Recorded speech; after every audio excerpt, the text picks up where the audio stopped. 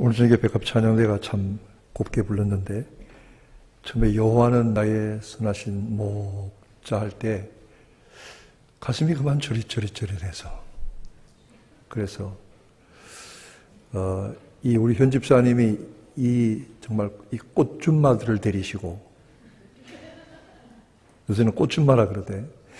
그렇게 소리를 만들어내는 게 쉽지 않은데 오늘 중에 참 고운 찬양을 만들어내셨습니다. 감사합니다. 물론 찬양을 하나님이 받으시지만 우리에게도 은혜가 기쁨과 감동이 되는 거죠. 광 목사님이 1년 내내 수고하고 고생하다가 휴가를 갔습니다. 아마 아틀란타까지 이 더위에 간 것 같은데 건강하게 잘 오게 되기를 바라고, 또 꽁 대신 닭이라고 생각을 했더니 오늘 저녁에 만만치 않은 찬양 인도자가 왔어요. 감사합니다. 찬양 하나님께서 우리에게 큰 기쁨과 찬양처 은혜 주신 것을 감사하고 감사와 영광을 돌리십시다. 할렐루야. 아멘. 네. 여러분은 신혼여행을 어디로 갔다 오셨습니까?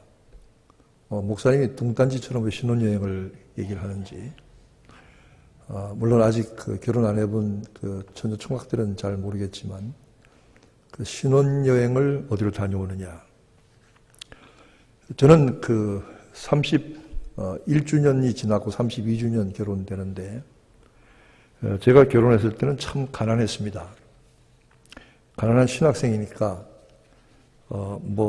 단칸방 새 하나 얻을 돈도 없어서 헤매다가 결혼생활 고생스럽게 시작을 했는데, 신혼여행은 더더구나 요즘처럼 하와이를 간다든지 한국에서 무슨 일본을 간다든지 무슨 동남아시아를 간다든지 몰디브 그런 데를 갈 상상도 못했습니다. 그때는. 그래서 저는 그 당시에 제주도로 꽤 많이 갔는데 제주도도 못 가보고 어디로 갔느냐면 아주 촌스럽게 경주 불국사를 갔습니다. 그래서 경주 불국사에 가서 하루 자고 그 다음에 또 어디 가서 하루 자고 이런 식으로 며칠 이제 신혼여행을 다녔는데, 참 그때 생각하면 감개가 무량합니다. 신혼여행을 갔는데 얼마나 물가가 비싼지요. 관광지에 그 당시에 5,000원짜리가 날개가 돋친 듯이 날려가더라고요. 저는 5,000원짜리 돈에 날개가 달렸다는 말을 실감을 했어요. 여러분, 그때 5,000원, 요새는 10만원짜리 수표가 아마 날개 달린 듯이 날아갈 겁니다. 요즘 사람들은. 그때는 그것도 가난하고 가진 것이 없어서 겨우 신혼여행을 다녀왔는데, 좀 고생을 시켰지만 제가 미국 뉴욕 구경까지 시켜줬으면 잘한 거 아니겠어요? 그렇죠? 딴소리 하지 마세요, 나중에. 제가 왜 신혼여행을 얘기를 하냐면, 한국의 결혼식에 가보니까 제가 가끔 이제 한국에서 인천에서 이렇게 공항에 타고 해외로 미국 가거나 다른 데로 갈 기회가 전에 있었거든요. 한국에 살 때. 근데 꼭 나가면 이제 신혼 부부들이 인천공항에서 신혼여행 해외로 나가려고 기다리는데, 어떻게 남자하고 여자들하고 생긴 것도 똑같고 머리 모양도 똑같고 옷 입은 것도 똑같아요. 한국은 너무너무 다들 똑같아요. 그래서 인천공항에서 여자들이 머리 이렇게 올려가지고 핀 여기 꽂은 거는 전부 결혼식장에서 온 부부들이에요. 신혼여행은 그런 대로 참 의미가 있지만, 그래도 신혼여행을 못 가본 분들도 어른들은 과거 시대도 많았고, 저보다 더 촌스러운 분들은 온양온천을 가신 분도 있다고 그러더라고요. 온양온천을 가신 분들도. 아니면 기껏 서울 남산 한 바퀴 이렇게 돌고 그냥 그걸로 대신한 분들도 있었다고 그래요. 어려운 때 얘기죠. 요즘 젊은 사람들은 참 거기에 비하면 누리는 게 많은 거죠. 신혼여행을 가면은 우선 무슨 차를 타든지 기차를 타든지 비행기를 타야 되니까, 같이 동행하는 사람의 신혼이 확실해요. 그렇죠? 확실히 내 색시를 데려가고 내 신랑을 데려가는 거예요. 그러니까 이게 엇갈리거나 바뀔 까닭이 없어요. 혹시 똑같이 생긴 쌍둥이가 따라가지 않느냐는 바뀔 염려가 전혀 없어요. 근데 요즘에는 신혼여행이 있지만 과거에는 신혼여행이라는 게 없었잖아요. 그러니까 여러분 결혼을 하는데 이 결혼에 혼인한다는 혼자가 여러분 한자로 계집여변에, 요새는 계집이라 그러면 큰일 납니다. 여사님 여변에 어두울 혼자입니다. 저녁 혼자입니다. 그러니까 이게 결혼식은 꼭 저녁에 했습니다. 그래서 혼례는 밤에 치르는 겁니다. 성경에도 보면은 밤에 처녀들이 잠자는 사이에 그 신랑이 오고 기름 준비한 처녀들이 혼인잔치에 들어갔다. 원래 결혼식은 그 원래가 그 밤에 하는 것이 원칙이었습니다. 근데 한국에서는 결혼식장 구하기가 참 어려운 게 전부 토요일 날 1시만 하려고 하니까 그때 구하기가 얼마나 어려워요. 그래서 저는 웬만하면 결혼식장을 그 예식장에서 하지 말고 교회에서 하라고 그랬는데 참 예식장 가면 저도 불편해요. 요새 뭐 예식장이 또 아주 그 희한한 전문 예식장들이 있지만 가면은 되게 그 결혼식장의 종업원이 찾아와가지고 어떤 종업원은 끔 찍찍 씹으면서 저보고 하는 말이 목사님이세요? 네. 30분에 끝내세요. 30분. 그리고 가요. 어떻게 결혼식을 30분에 찍어냅니까? 뿐만이 아닙니다. 여기 보면 앞에 무슨 예식장, 신랑 이름 누구, 신부 이름 누구 써가지고 여기다 붓글 써서 붙여놓잖아요. 여러분 저 그거 치우라 그럽니다. 치우세요. 왜? 그거 사진 찍을 때 사진 찍고 뭐 그것처럼 사진 베리는 촌스러운 게 없어요. 옛날 다 그거 놓고 찍었어요. 그죠? 어느 예식장 이름 신랑 류병종 신부 한순애하고 찍었다고 옛날. 그런가요? 그게 세우는 팻말들이 아주 사진 버리는 거예요. 그래서 저는 그 치우라 그래요. 그러면 그 직원들이 그래요. 아, 목사님 이거 치우면 우리 예식장 이거 홍보인데. 아니, 어디서 결혼식인지 다 알아. 이거 없어도. 그러니까 치우세요. 누군지 신랑 신부 다 알아. 치우세요. 사진 한 장 버리는 거예요. 그러니까 그 결혼식장의 직원들은 저를 만나면 아주 골치 아픈 거죠. 제가 요구하는 게 많으니까. 그래서 30분에 안 끝내거든요. 한 40분 하거든요. 그럼 쫙 뒤에 서가지고 그리고 끝나고 나가자마자 그냥 쏟아져 들어와요. 들어와가지고 대부분 결혼식장에 가지도 않고 어떻게 하느냐면 갈비탕 먹고 부주돈만 주고 와요. 요새는 그것도 안 하고 온라인으로 보내니까 청첩장에 온라인 그 은행 카운트 숫자까지 적어 보내니까 이렇게. 그 다음에 또 무슨 결혼식장에 가는데 결혼식장에 갔더니 뭐 그냥 이 신랑이 뭐 처음에 왔는데 신랑 신부가 뭐 꽃마차를 타고 위에서 저 드라이 아이스가 저 김이 나가고 이게 뭐 하는 짓이야 도대체. 그것까지는 참을 수 있어요. 그런데 아니 신랑이 색시를 업고 뛰어댕기는 거야. 왜 그러냐. 색시를 책임질 수 있나 체력을 검사한다고. 팔굽혀펴기를 시키고 장모님을 업으라. 이게 무슨 짓이냐고 이게. 결혼식이 무슨 장난이냐고 무슨 쇼냐고. 요즘 한국에서 그렇게 합니다 실제로. 별짓 다 합니다. 결혼식은 그렇게 하는 게 아니잖아요. 그래서 결혼식은 교회에서 하는 것이 좋은데 제가 그 모든 신자들이 되게 낮 시간에 항상 뭐 12시, 1시 그런데 저녁 시간에 한번 제가 결혼식을 해봤어요. 한 6시에. 근데 참 좋더라고요. 분위기가. 미국에 오니까 보통 그 금요일 저녁이나 토요일 저녁 결혼식 하잖아요. 참 좋아요. 분위기가. 그래서 우리 교회 참 이 예식하기 아름다운 이 건물입니다. 사진 찍으면 기가 막히게 잘 나옵니다. 거기다 주례 목사님도 잘생겼지. 뭐 착각은 자유니까. 뭐 그런 말도 못해요. 그래서 참 좋은데 뭐 그렇다고 여러분 한 번 더 할까요? 이러셔도 곤란하고 제가 여러분이 뭐 30주년, 50주년 되신 분들은 제가 다시 해드릴 용의가 있습니다. 제가 한 번은 결혼 60주년 회원식 되신 분을 줄여서 본 적이 있습니다. 그건 가능합니다. 근데 적어도 이 결혼식을 마치고 신혼여행을 가게 되면은 별 문제가 없는데 과거에는 결혼식이 그 집에서 했잖아요. 집에서. 여러분 결혼식 아십니까? 그다음에 결혼식에 신방 차리고 색시를 가마에 오건데 색시 얼굴에는 그냥 연지곤지 찍고 족돌이 씌우고 그 다음에 눈에다가 꿀을 발라서 뜨지도 못하게 하고 왜 꿀을 바르는지 몰라. 뜨면 안 된대. 못 뜨게 하고. 하루 종일 그냥 뜨거운 방에 앉혀가지고 그냥 까딱까딱 졸게 만들고 그리고 음식 갖다 놓으면 그 색시가 그거 먹으면 안 돼 또. 그냥 다 물려내야 돼. 하루 종일 배고파 죽겠는데 그냥 잔치한다고 밖에서 난리치지. 천막 차양 치고 그냥 감아서 뚜껑 까꾸로 덮어서 전부 치지. 그냥 손님들 오면 개다리 상 소반 꺼내다 거기다 채려서 하나씩 주지. 그 아주 결혼식 잔치 아주 뻐쩍지근했거든요. 그러고는 저녁이 되면 어떡합니까? 신랑이 신방으로 들어갑니다. 신방으로 들어가면은 짓궂은 사람들이 창문에다가 손가락에 침 묻혀서 뚫어가지고 감시 감독하는 것입니다. 그러면 이제 그 불이 꺼지면 이제 그걸로 이제 그날 진행이 되는데, 근데 문제는 이 야곱도 그런 식의 결혼식을 했다는 거죠. 외삼촌 집에 가서 살았는데 외삼촌이 말합니다. 한 달쯤 그냥 같이 있었는데, 야, 네가 여기 와서 일을 하는데 아무리 생질이지고 내 외족하지만 공짜로 일하겠느냐?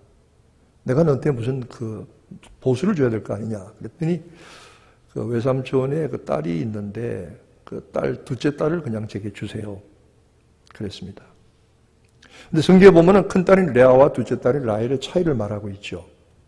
레아는 어떻습니까? 레아는 그 알력이 부족하다 그랬어요. 눈이 좋지 않아, 시력이. 요즘 같으면 뭐 컨택 렌즈하고 라식 수술하고 안경 끼면 되겠습니다만 옛날에 그런 게 없으니까 이 더듬는 거예요. 항상 더듬어요. 이게 잘 안 보여요. 가만 생각해 보세요. 인물도 별로인데 야곱이 생각하니까 저 처녀하고 결혼하면 일평생 내내 그냥 더듬는 여자하고 살아야 되겠다. 그렇게 생각을 했을 거 아니에요. 그러니까 마음에 안 드는 거예요.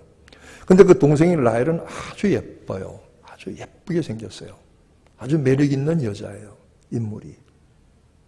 그 자연히 남자들이 그 매력 있는 라헬에게 관심이 갔겠죠. 야곱이. 그래서 둘째 딸을 달라고 그랬어요. 그 외삼촌이 뭐 안 된다고 그러기는 그렇고 약속을 했으니까 그렇게 하자고 해놓고 그 대신 7년을 우리 집에서 머슴살이 해라. 이렇게 된 거예요. 7년 동안 머슴살이 하면 그 값으로 내가 딸을 주겠다. 이렇게 됐죠. 그래서 야곱이 7년 동안 아무것도 받지 않고 머슴살이 했습니다. 근데 야곱이 얼마나 라헬을 사랑했는지 7년을 얼마처럼 여겼다고요? 7년을 수일같이, 며칠같이 잠깐을 여겼다. 근데 왜 나이 먹고 살아가면서 하루가 천년 같은지 모르겠어요. 웃는 분은 다 전과가 있는 분들이. 그래서 그 라헬을 위해서 7년을 하루처럼 수일처럼 생각하고 죽자고 이랬습니다. 얼마나 그 마음속에 소망과 기쁨이 있는지 모릅니다. 내가 이 7년만 채우면 외삼촌과 열심히 도와주고 7년만 채우면 저렇게 예쁜 처녀를 아내를 얻을 수 있겠구나 하고 7년을 채웠습니다. 며칠처럼 채웠습니다. 볼 때마다 콧노래가 나오고 신바람이 나오고. 그래서 정작 결혼식을 했는데 신혼여행을 갔으면 문제가 없었겠지만 인천공항에서 확인이 됐으니까 JFK에서 신혼여행을 가는 것이 아니라 신방에 그냥 신랑이 그냥 들어가는 거니까 들어가서 불이 꺼져 있는데 그때야 뭐 전기도 없을 거니까 캄캄한 데 들어가서 뭐 이렇게 피차 더듬는 사이니까 레아는 눈이 나쁘고 또 야곱은 어두워서 더듬었을 테니까 그리고 하루를 자고 신혼 초여를 지내고 나왔는데 아침에 밝아오는데 보니까 깜짝 놀랐습니다. 전혀 생각지도 않았던 레아가 큰언니가 거기 들어와 있는 겁니다. 얼마나 놀라고 화가 났겠어요. 그러니까 자기 외삼촌에게 찾아가서 얘기했겠죠. 그래서 외삼촌이 하는 말이 우리 지방에서는 이 동네에서는 둘째를 먼저 보내는 것이 법이 아니다. 그래서 내가 그렇게 했다. 뭐 어떡하겠습니까? 그렇다는데. 야곱이 뭐 어떡하겠어요? 뭐 그만두고 가겠어요? 아니면 뭐. 그러니까 외삼촌이 하는 말이 그러면 네가 7년을 더 채워라. 그러면 내가 그 둘째 딸인 라헬도 너에게 주겠다. 그래서 야곱은 그 말을 그냥 받아서 7년 동안 또 죽자고 일했습니다.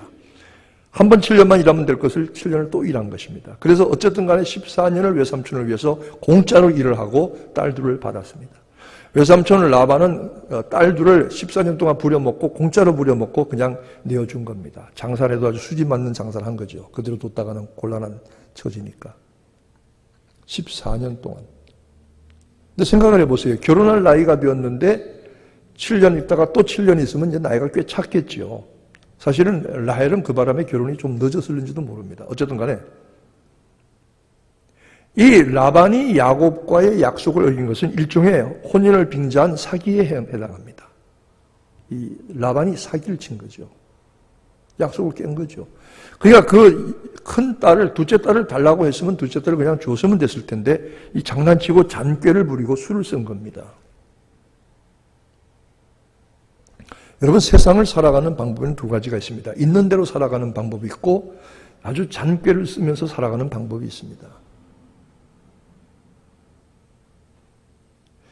이 교도소에 가보면, 감옥에 가보면 사기꾼들이 많은데 사기꾼들이 머리가 얼마나 좋은지 보통 대학 교수님들의 평균 IQ보다 더 높답니다. 그러니까 머리 나쁜 사람은 사기를 치지 못합니다. 거짓말 못합니다. 근데 사기치는 사람은 누구에게 사기를 치느냐? 사기치는 대상자는 어리석어서 당하는 사람들이 아닙니다.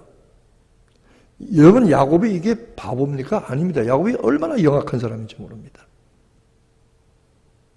야곱이 그 아버지를 속일 때나 그 형을 마음을 풀기 위해서 야복강가에서 술을 쓰는 거 보세요. 아주 영악하고 머리가 돌아가는 사람인데 야곱은 외삼촌과의 약속을 전혀 의심치 아니하고 7년을 일했지만 외삼촌에게 사기를 당한 것입니다. 이 속임을 당하는 사람들은 어떤 사람들이냐면 똑똑하지 않아서가 아니라 머리가 나빠서가 아니라 어떤 사람들이 속임을 당하느냐면 선의로 사람을 대하는 사람들이 속임을 당합니다. 그러니까 야곱의 신뢰를 배신한 거죠. 우리가 선의로 사람을 대할 때에 속임을 당한 경우가 많습니다. 세상에 사기꾼들 참 많습니다. 이 종교계에도 사기꾼들이 있고요. 신자들 가운데도 사기꾼들이 있더라고요.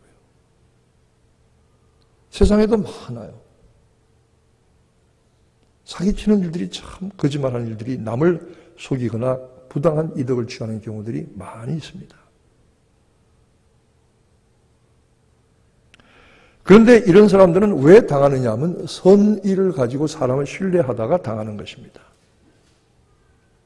그래서 옛말에 말하기를 머리 검은 짐승은 믿지 말라고 머리 흰 윤 목사님하고 정대열 장로님만 믿고 다른 머리 흰 분들이 그 다음에 없으시죠? 이순명 권사님은 절대로 믿어도 됩니다.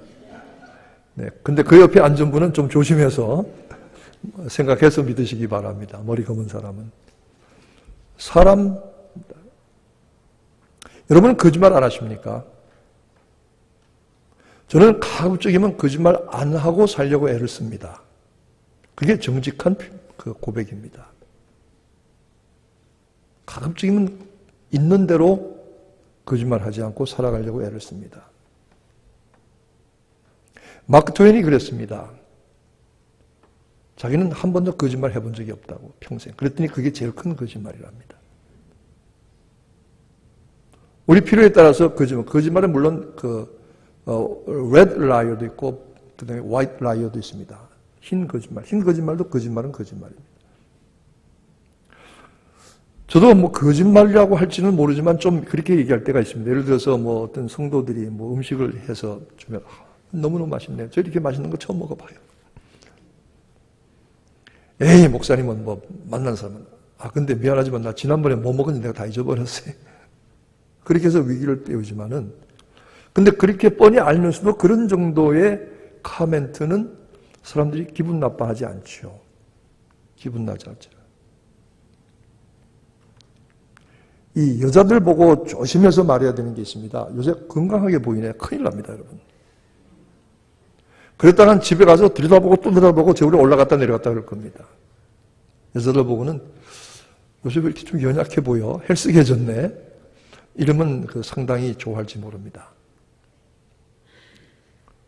근데 건강하게 보이는 사람 보고 건강하다고 말 못하는 것은 참 답답한 일이죠. 그래서 그냥 요새 좀 뭐 안 좋은 일에서 헬스계 스트레스 받나 봐. 뭐 이렇게. 우리가 그렇게 사람을 그냥 기쁘게 하고, 그 다음에 거짓말 할 때가 있습니다. 어떤 거짓말이냐면, 목사님, 누가 한번 저보고 이랬다면서요? 아니요, 그런 일 없는데요. 실제로 그랬거든요. 근데도 그걸 그대로 전해주는 것보다는 그런 거 없다고 나 잘 모른다고 하는 것이 오히려 좋을 때가 많습니다. 그런 정도의 거짓말은 용납될 수 있는 것일까요? 안 하면 더 좋겠죠. 그러나 사람에게 고의적으로 해를 입히고 손해를 끼치고 그 사람을 통해서 무슨 이득을 취하려고 하는 고의적인 거짓말은 마땅히 심판의 대상입니다. 십계명에도 거짓 증거하지 말지니라.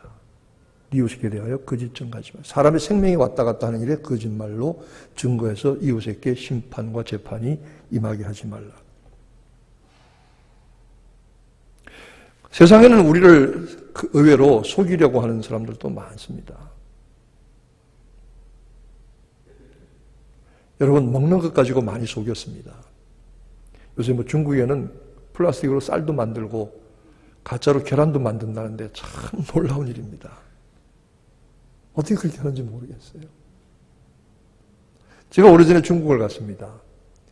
일행들과 함께 관광버스를 타고 내렸습니다. 내렸더니 장사꾼들이 몰려옵니다. 와가지고 붓을 사라고 그럽니다. 아주 좋은 붓이 있다고 사라고. 한국 사람들이 붓글씨 좋아한다고 사라고.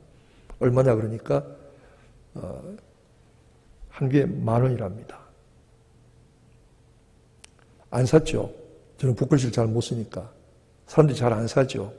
못 믿으니까. 그런데 자꾸 쫓아오면서 값을 깎아주는데 버스 탈 때는 그게 10,000원짜리가 1,000원짜리가 됐습니다. 저는 중국 가서 정말 놀랐습니다. 어떻게 10,000원짜리가 마지막에 1,000원이 되느냐. 그래서 가이드에게 물었습니다. 몇 % 정도 깎으면 되게 깎는 겁니까? 그러니까 저보고 하는 말이 마음대로 알아서 깎으세요. 요즘도 그런지 모르겠습니다만 10몇 년 전에 그랬습니다. 그래서 어떤 사람이 1,000원이라고 그러니까 그럼 10개 10,000원이잖아요. 그럼 그거 싸다 싶어서 샀습니다. 그리고 10개들이 통을 받았습니다. 그리고 버스는 떠났습니다. 나중에 열어보니까 그 박스 안에 붓이 하나도 없어요. 가이드가 이런 일 참 많습니다, 여러분. 그렇게 얘기하더라고요. 조심하세요. 살피세요. 여러분, 이 라반이 야곱을 속였습니다. 둘째 딸을 주겠다고 7년 동안 공으로 부려먹고는 1,000달을 주었습니다. 그리고는 7년을 또 일하게 만들었습니다. 14년 동안 한 푼도 주지 않고 부려먹었습니다. 근데 만약에 이렇게 누가 우리를 속이려고 할 때에 어떻게 하면 좋겠습니까? 여러분 같으면 어떻게 하겠습니까?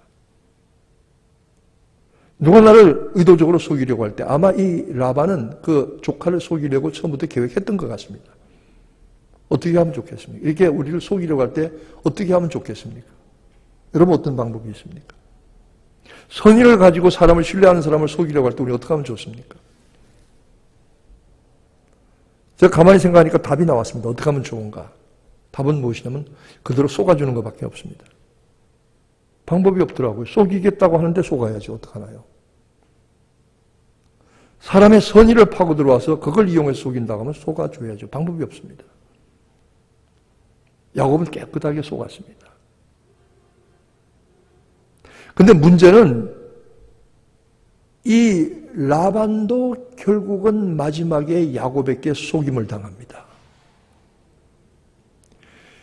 외삼촌 라반이 야곱과 계약을 맺습니다. 특정한 색깔과 무늬를 가진 양은 네가 가져라. 어떤 흰 양들, 아무 무늬나 얼룩이 없는 양들은 따로 구분해서 내게 돌려라. 이렇게 했는데 계약을 맺었는데 야곱이 잔꾀를 씁니다. 사기를 쳤다고 말하기는 어렵지만은 얕은 꾀를 써서 자기에게 유리한 쪽으로 몰아갔습니다. 여러분 그 기사를 아시죠? 그래서 나중에 보니까 모든 양들이 다 거의 대부분 야곱의 차지가 된 겁니다. 그냥 자연 상태에서 양들이 새끼를 낳고 그 새끼를 구분했으면 그렇게까지 안 되었을 텐데 야곱이 장난을 친 겁니다. 결국은 라반이 야곱을 속였지만 기실은 야곱에게 그대로 속임을 당한 것입니다. 여기서 우리는 한 가지 소중한 원리를 발견합니다. 속는 자는 반드시 속게 되어 있습니다. 라반은 야곱에게만 속은 것이 아닙니다. 나중에 그 두 딸들을 통해서 속임을 당합니다. 그 레아와 라헬을 야곱이 고향으로 돌아가겠다고 할 때 돌려보내 주었습니다. 그런데 들어가 보니까 집에 신주단지가 없습니다. 드라빔이라고 하는 집에서 섬기는 신주단지가 없습니다. 아무리 찾아도 없습니다. 라헬이 어떻게 했습니까? 그것을 아버지의 집에서 훔쳐다가 그래서 그 집안의 행운과 그 부귀를 가져다 주는 일종의 부적과도 같은 신주단지인데 그걸 훔쳐가지고 나가가지고 낙타의 약대의 안장 밑에 깔고 앉았습니다. 그거 찾는 아버지에게 딸이 새빨간 거짓말합니다. 뭐라고 합니까? 내가 마침 컨디션이 좋지 않아서 일어날 수가 없습니다. 이해하세요. 그냥 넘어갔습니다. 한 번 야곱을 속였더니 이 라반은 2배로 속임을 받았습니다. 두 사람에게 속임을 받습니다. 그런데 이 야곱은 어떤 사람입니까? 야곱은 그 형을 속였던 사람 아닙니까? 아버지를 속였던 사람 아닙니까? 재밌습니다. 한 번 사람을 속이고 자기 아버지와 형을 속였던 야곱은 엉뚱하게 자기 가까운 친척인 외삼촌에게 속임을 당합니다. 그리고 야곱의 속임은 거기서 끝나는 것이 아니라 그 아들들 10아들들에게도 똑같이 속임을 당합니다. 깜쪽같이 속습니다. 요셉을 구덩이에 던졌다가 애굽에 팔아먹고서는 요셉의 옷을 가져다가 짐승의 피를 묻혀서 보세요 아버지 당신의 아들이 이게 죽었네요. 야곱이 속습니다. 속임을 당합니다. 속이는 자는 결국 속임을 당했던 것입니다. 그런데 재밌는 것은 이 야곱이 그 아버지 이삭과 형 에서를 속일 때 누가 이 모든 일을 꾸몄습니까? 야곱은 사실 거기까지 생각이 미치지 못했습니다. 누가 이 일을 만들었습니까? 야곱의 어머니인 리브가가 만들었습니다.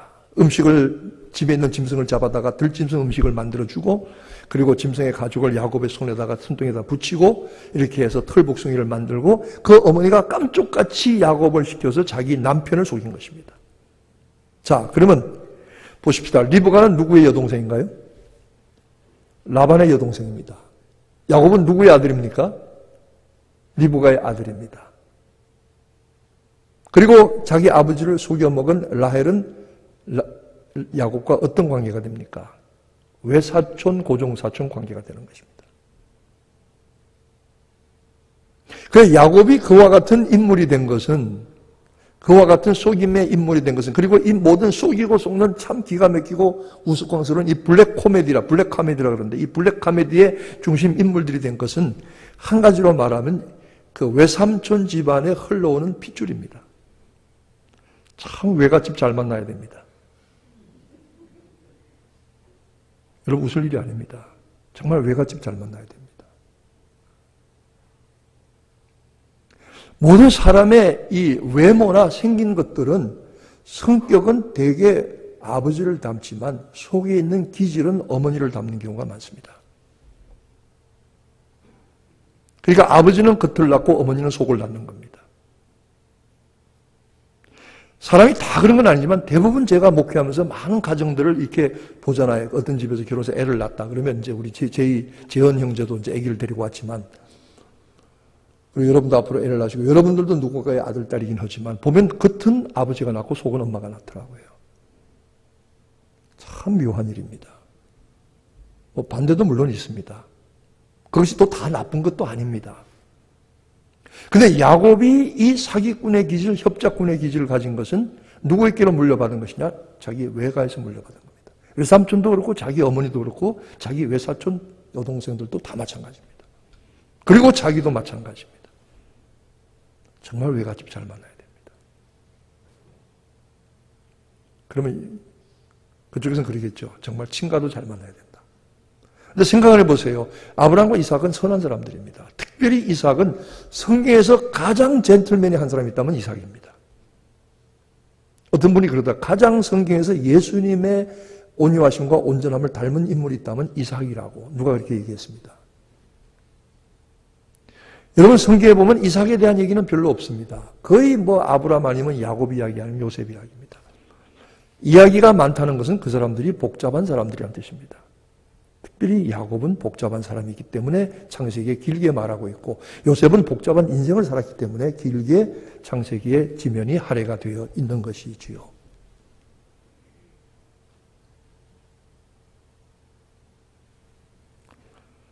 저는 외갓집을 잘 만난 것 같아요. 왜 잘 만났냐면, 제가 믿음 생활하는 것은, 제가 성결교회 목사가 되는 것은 저희 어머니 그리고 저희 외할머니 3대입니다. 그 믿음과 기도의 피가 물려진 것이죠. 뭐 그런 분들이 또 계십니다만, 그것이 무슨 교회를 떠나서 믿음과 신앙의 그 유산이 물려지는 것은 어머니를 통해서 물려지는 것입니다. 지금도 유대인들은 주이시냐 아니냐 따질 때 어머니가 주이시냐 아니냐 이렇게 따집니다. 어머니가 주이시면 진짜 주이십니다. 왜냐하면 그 품에서 자라난 믿음과 신앙과 교양이 진정한 유대인이라 이렇게 평가하는 것입니다. 속임은 사람은 속았고 속은 사람은 또 속이고, 아주 복잡한 이 한 집안의 블랙 코미디입니다. 여러분 이게 기가 막힌 서로의 이 사기 협잡 집안이 되어버리고 만 것입니다. 콩가루 집안이죠. 근데 여기서 우리는 몇 가지의 재미있는 교훈들을 발견합니다. 여러분, 하나님께서 어떻게 보면은 부족한 사람들을 더 사랑하신다는 생각을 해봅니다. 세상에 잘나고 훌륭한 사람들은 자기가 잘나고 훌륭하기 때문에 자기 삶을 만들어갈 수 있을지 몰라도, 레아처럼 눈이 나쁘고 시력이 나쁘고 인물도 변변찮아서 정말 어디 내어놓을 만한 것이 없는 이 처녀를 하나님께서 강제로라도 야곱의 아내가 되게 하셨습니다. 아까 제가 속이면 할 수 없이 속아야지 어떡합니까 할 때는 그것은 무엇입니까? 이런 모든 인간의 삶의 과정들을 통해서 그 위에서 더 크게 이런 것들을 사용하시고 이용하셔서 역사하시는 하나님의 섭리가 있지 않을까 하는 것입니다. 야곱이 그 외갓집의 기질을 물려받아서 사기꾼, 협작꾼이 되었지만 결국은 그러나 야곱을 통해서 하나님은 많은 일들을 하셨고 이 모든 일들이 합력하여 유익되게 하시고 선이 되게 하셨던 것입니다. 특히 그 가운데 가장 덕을 본 사람 중에 하나가 레아입니다. 하나님 이 부족하고 눈 나쁘고 못생긴 처녀를 하나님께서 불쌍히 여기시고 도와주셨군요. 제가 이렇게 얘기하니까 좋아하는 사람 있습니까? 해당 안 됩니다. 하나님은 연약한 사람, 부족한 사람을 불쌍히 여기시고 더 많이 챙기시고 도와주실 것입니다. 여기서 또 한 가지 우리가 얻는 교훈이라고 하는 것은 야곱이 속임을 당했지만 그가 어쩔 수 없는 상태의 속임을 당했지만 한 가지 중요한 것은 우리가 여기서 야곱이 정말 하나님의 은혜와 복을 받는 구원과 축복을 받는 야곱의 비결이 하나 있다고 하면 그것은 바로 야곱의 인내함입니다. 야곱은 성격이 아주 나쁘고 기질이 나쁜 사람이지만 그에게 한 가지 하나님께서 그를 소중하게 보시고 쓰셨던 사람의 성격의 기질의 조건 중에 하나가 그의 끈질김이었습니다. 그리고 그의 인내였습니다. 야복강가에서 천사와 씨름할 때도 14년을 외삼촌을 위해서 공으로 다시 봉사할 때도 그리고 야곱은 그 모든 삶에서 우리에게 가장 인내의 모본을 보여준 사람이 바로 야곱입니다. 야곱은 그가 처음에는 불신앙의 사람이었고 하나님을 잘 몰랐으며 그는 사기와 협잡에 거짓된 인생을 살았지만 그가 하나님 앞에서 끝까지 인내하고 참는 모습을 보임으로써 하나님은 그 야곱의 인내를 구원의 조건이 되게 하시고 복의 조건이 되게 하시고 은혜의 조건이 되게 하셨던 것입니다.